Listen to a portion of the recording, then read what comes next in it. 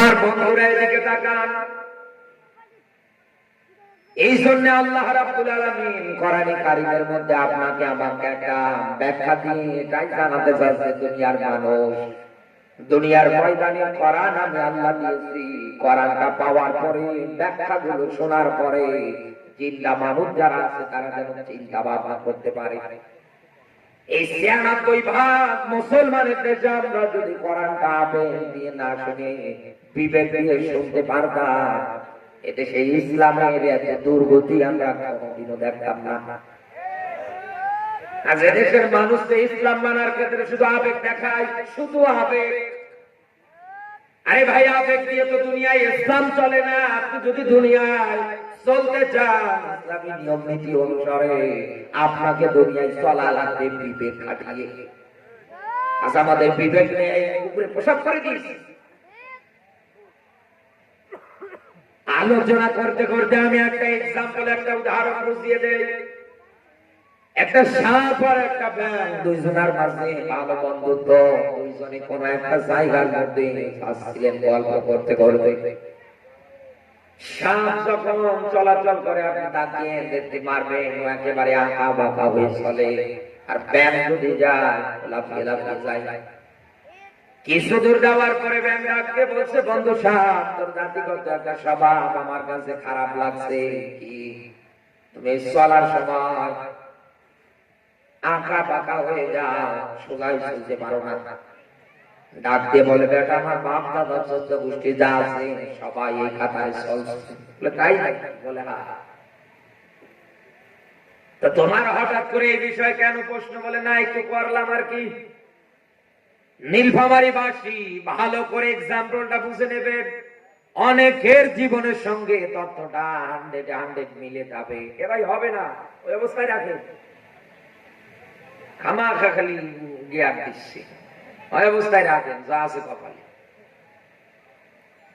সাপকে যখন এই কথা বলেছে, সাপের মেজাজ গরম হয়ে গিয়েছে। ও ডাক দিয়ে বলছে, বেটা, তুই শুধু আমাকে অপমান করিসনি, আমার ১৪ গোষ্ঠীকে তুই অপমান করেছিস। তোর বেঁচে থাকার অধিকার নেই, তোর বাইশটাই দেব না দুনিয়ায়। ব্যাংকে ধরার জন্য একাধারে তারা করছে। ব্যাংক জীবন বাঁচানোর তাগিদে একটা পুকুর পুষ্করিতে লাভ দিয়েছে, ওই জায়গার মধ্যে আছে। সাপ উপরে দাঁড়িয়ে ফো করে আওয়াজ দিচ্ছে।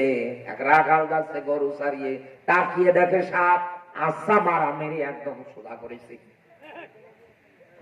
ব্যাংক পানির থেকে ওঠার পরে ডাক দিয়ে বলছে, বন্ধু, তোরে কত করে বললাম সোজা হয়ে চল, শুনলি না? মরার পরে তো তুই ঠিকই সোজা হয়ে গেলি। বাংলার মুসলমান, এটা হাসির খোরাক না, এটা অনেকের জীবনের সঙ্গে বাস্তবে দেখেন 100 মিল পাবেন। সারা জীবন আপনি ইসলামী নিয়ম নীতি আদর্শের উপরে মানার ব্যাপারে, কোরআনের পথে থাকার ব্যাপারে আহ্বান করবেন, আপনার নাম পর্যন্ত পাল্টিয়ে দেবে। অথচ বাড়িতে টপ টু টপ যারা আছে সবগুলো একাধারে কিন্তু দাবি করে বসে আছে আমরা মুসলমান। কথা বলে না কেন? মুসলমান শব্দের অর্থ আত্মসমর্পণকারী, স্যালেন্ডারকারী। আল্লাহর বিধানের কাছে আত্মসমর্পণ, স্যালেন্ডার। রে ভাই, বলো না এরকম থাক।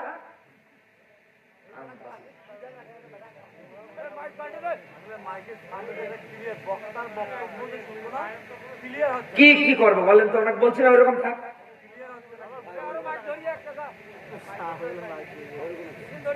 আমার বন্ধুরা এদিকে তাকান। যেই মানুষগুলো আপনার এই রকম একাধারে ইসলামে এবং কোরআনে চলার পথে দেখবেন বাধা দেয়, আহ্বান করবেন আসার জন্য ইসলাম মানার ক্ষেত্রে, টপ যারা আছে সবগুলোই কিন্তু মুসলমান। জীবন চালানোর ক্ষেত্রে আল্লাহর বিধানের কাছে আত্মসমর্পণ, স্যালেন্ডার তাদের হয় না। অথচ যেই দিন এই লোকগুলোর কাছে আজরাইল চলে আসে, একেবারে জানটা কবজ হয়ে যায়, তাকিয়ে দেখবেন টনটনা সোজা করে চকলেটের মতো মুড়িয়ে কবরে রেখে আসে। কথা বলেন? এই জন্য আল্লাহ বুঝে আয়াত দিয়েছে কোরআনে, আল্লাহ হাকুমুত্তাকাসুর, দুনিয়ার ক্ষমতা, সুনাম, খ্যাতি, সম্মান, চেয়ার, ধন সম্পদ, টাকা পয়সা, প্রাচুর্য, এইগুলোর পিছনে মানুষ যেন না দৌড়ায়। এত কায়দায় বলা হয় ক্ষমতা চিরস্থায়ী না, ধন সম্পদ টাকা পয়সা এগুলো নিয়ে অহংকার বড়াই করার জিনিস না। কথা বলেন না কেন?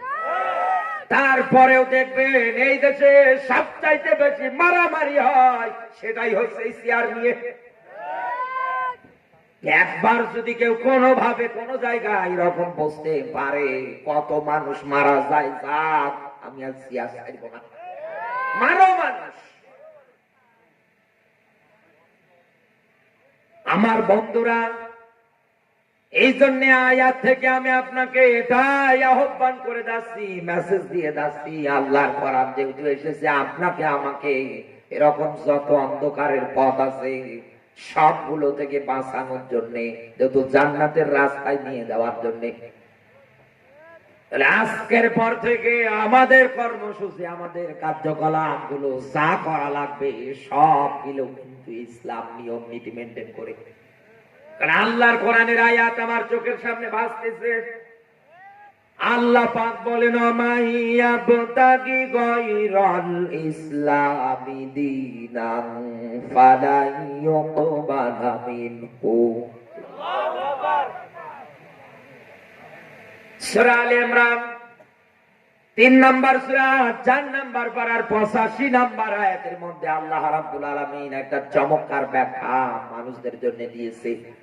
আল্লাহ বলেন, ইসলাম বাদ দিয়ে, কোরআন বাদ দিয়ে কারো যদি ব্যক্তি চলে, পরিবার চলে, সমাজ চলে, কারো যদি রাজনীতিটাও হয়, এমনকি দেশও যদি পরিচালনা হয়, এ কাজের সঙ্গে টপ টু টপ যারাই জড়িত, তাদের একটা জীবনের রুকু সেজদা কোনো আমল আল্লাহ কবুল করে না।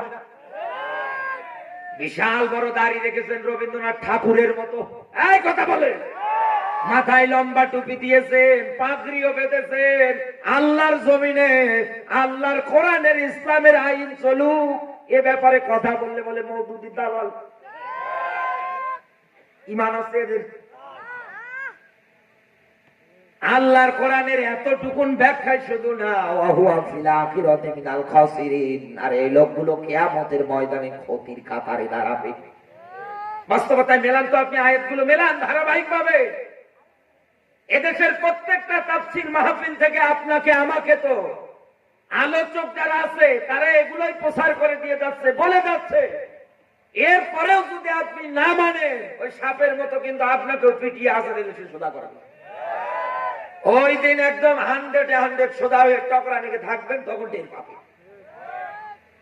মারা যাওয়ার আগে আরো সোজা হবে না, ও বাঁকা পথে ডিপজলের মতো ঘাড় বাঁকা করে যাচ্ছে। এক কথা বলেন না কেন? আল্লাহর ইসলামী নিয়ম নীতির আদর্শ আপনি মানেন না, আপনার কাছে ভালো লাগে না, আপনি আসেন না এই পথটাতে, কেন আসবেন না? কোরআনের আয়াতগুলোর দিকে একটু তাকান তো। আল্লাহ পাক বলেন, ইয ক্বালা রাব্বুকা লিল মালাইকাতি ইন্নী জাইলুন ফিল আরদি খলিফা। আল্লাহ পাক বলেন, ঈদ স্মরণ করো, ক্বালা। এখানে আলেমদের আছে, জিজ্ঞাসা করেন ক্বালার ফাইল যিনি তিনি কে? বলেন বলেন। কাদেরকে বলতেছেন? মালাইকা। এটা 1 বছর না, কিন্তু এটা বহু বছর। আল্লাহ রাব্বুল আলামিন সব ফেরেশতাদেরকে এক জায়গায় করে ডাক দিয়ে বলতেছে, ইন্নী অবশ্যই পাঠাবো, জাইলুম ফিল আরদি খলিফা, জমিনের ময়দানে খলিফা প্রতিনিধি পাঠাবে। এ ব্যাপারে ফেরেশতাদের বলছে কে? বলেন বলেন। অনেক মানুষ আয়াতটার ব্যাখ্যা করতে গিয়ে ব্যাখ্যা দেয়, আল্লাহ রাব্বুল আলামিন ফেরেশতাদেরকে নিয়ে একটা জায়গার মধ্যে পরামর্শ করার জন্য বসেছে। আপনি আয়াতটার ব্যাখ্যা করেন কোন হিসাবে? ইন্নী, আল্লাহ বলেন অবশ্যই পাঠাবো, নিশ্চয় পাঠাবো। এ কথা কার? বলেন বলেন। কারণ দুনিয়ার ময়দানে পরামর্শ ক্ষেত্রে আপনি যদি ব্যাখ্যা যেটা দিয়ে যাচ্ছেন একাধারে, ইনি মনে করেন আমার বড় ভাই, আমি ওনার ছোট ভাই, কোন একটা কাজ আমি করব, উদ্যোগ নেব, আমি ছোট মানুষ, আমার ভুল ভ্রান্তি হলে হতে পারে, এই জন্য আমি ওনার কাছে আগে পরামর্শ নেব, ভাই এই কাজটা আমি করতে চাই, এটা কেমন হবে। এক কথা বলে উনি বড় হিসাবে উনি আমাকে একটা বুদ্ধি দিয়ে দেবে, চিন্তা ভাবনা করে জানিয়ে দেবে যে দেখো এই কাজটা এখন করা যাবে না, এই উদ্যোগটা এখন নেওয়া যাবে না, এগুলো এখন আর ওইভাবে চলছে না। তাহলে আমি ওনার কাছে পরামর্শ নিচ্ছি এই কারণে, যাতে করে আমি কোনো ক্ষতিগ্রস্ত না হই। আমার আল্লাহর কি ভুল হবে বলেন? ভুল হওয়ার অনেক সম্ভাবনা আছে। কেন আপনি বলেন আল্লাহ ফেরেশতাদেরকে নিয়ে এক জায়গায় বসে পরামর্শ করতেছে? পরামর্শ আয়াতের ব্যাখ্যা এটা না। আল্লাহ বলেন অবশ্যই পাঠাবো। কাদেরকে? তথা আমাদেরকে বানানোর ব্যাপারে, দুনিয়ায় পাঠানোর ব্যাপারে আল্লাহ ফেরেশতাদের যখন বলেছিলেন, ফেরেশতারা আপনাকে আমাকে বানানোর কথা শুনে, দুনিয়ায় পাঠানোর কথা শুনে ডাক দিয়ে বলেছিল, আল্লাহ দুনিয়ায় কাদেরকে বানাবা, কাদেরকে পাঠাবা? যারা দুনিয়ায় যাওয়ার পর পরে নিজেরা ফিতনা ফাসাদ করবে, রক্তপাত করবে। আয়াতের ব্যাখ্যায় দেখেন মিলে যাবে। সূরা বাকারা 2 নাম্বার সূরা 1 নাম্বার পারা 3 নাম্বার রুকু, এটা পাবেন আপনি 30 নাম্বার আয়াত। এই আয়াতটা মিলিয়ে দেখেন, সুন্দর একটা তথ্য এই জায়গায় পাওয়া যায়।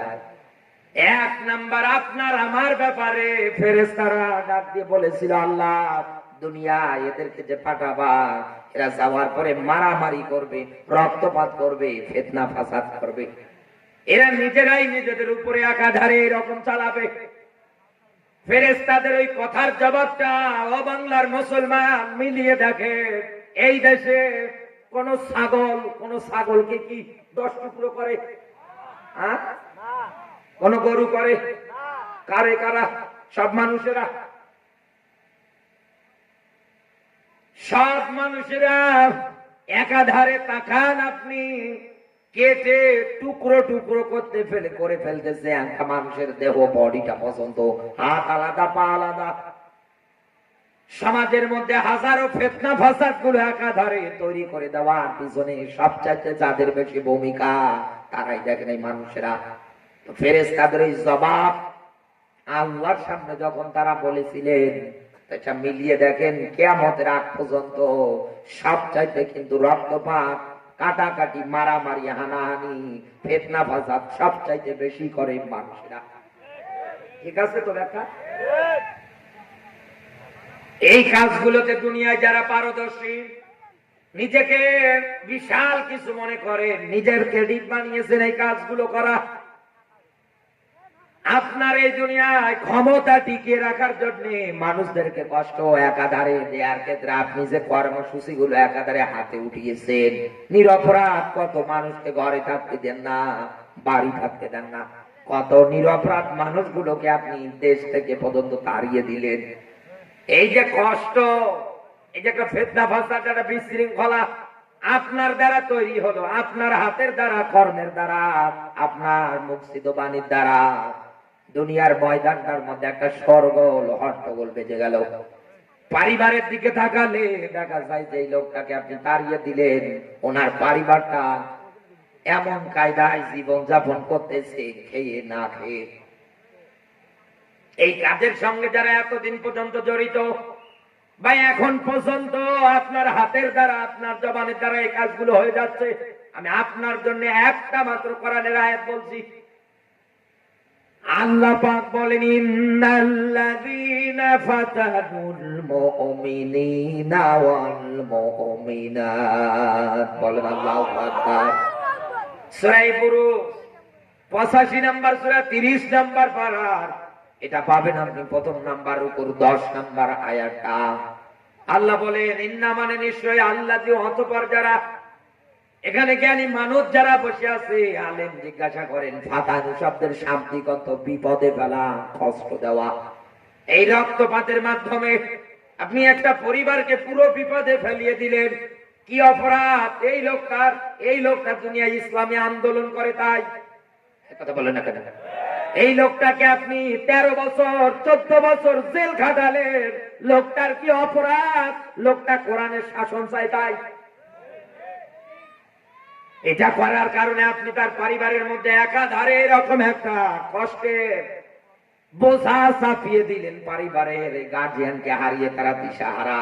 এই কাজের সঙ্গে, এই সংগঠনের সঙ্গে যারাই জড়িত, আল্লাহর ব্যাখ্যা ফাতানো, বিপদে ফেলাবে, কষ্ট দেবে কাদেরকে? আল্লাহ সিরিয়াল করেছে মুমিন শব্দটা পুরুষবাচক, পরের ব্যাখ্যায় আল্লাহ উঠিয়েছে মুমিনাত, এটা স্ত্রীবাচক।